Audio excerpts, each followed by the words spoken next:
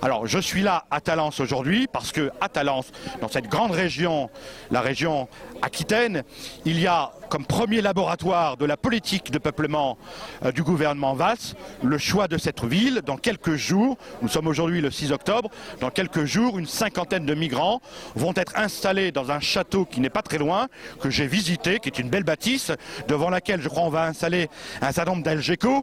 Et je pense que ces premiers migrants qui vont s'installer sont le prélude à l'arrivée d'autres cohortes de migrants. Et cela va se reproduire partout en France. Je veux dire aussi qu'au-delà de cette politique de peuplement qui est imposée par l'implantation forcée, autoritaire, sans aucune concertation des camps de migrants, je veux dénoncer cette politique qui consiste à confisquer la parole des Français. Non seulement on nous impose l'installation de camps de migrants, mais on nous empêche également de nous exprimer, de nous scandaliser, de nous indigner, d'occuper la rue pour dire non à cette politique. J'en veux pour preuve le refus du préfet d'autoriser la manifestation qui était prévue aujourd'hui même devant l'hôtel de ville de Bordeaux, où nous voulions dénoncer la politique du maire actuel, Alain Juppé, et la veille de la tenue de cette manifestation, le préfet nous a interdit cette opération. Donc, pourquoi nous sommes contre cette politique migratoire qui est à l'air de s'installer en ce moment? Parce que justement, la majorité de ces personnes sont musulmanes et de ce fait, cela accroît la pression du halal dans notre pays puisque ces gens sont demandeurs et même les journaux, les feuilles de chou locales s'en font l'écho. Ces personnes, lorsqu'elles arrivent dans un village, exigent d'avoir de la nourriture halal.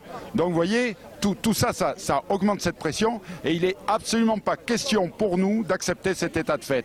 Moi je vis dans l'espérance d'un mouvement de révolte de notre peuple. Je pense qu'un gouvernement qui change de peuple n'a plus aucune légitimité et que la révolte, elle, au contraire, est pleinement fondée et justifiée. Donc tous les mouvements qui peuvent entraîner une révolte de notre population contre l'horreur qui lui est infligée, c'est-à-dire le changement de peuple et de civilisation, me trouvera toujours à ses côtés pour protester aussi contre évidemment la submersion migratoire, cette histoire de réfugiés qui n'est qu'un nom de code. Il ne s'agit absolument pas de réfugiés, mais d'une population de remplacement qui répond à un idéal de matière humaine indifférenciée qu'on peut changer comme ça,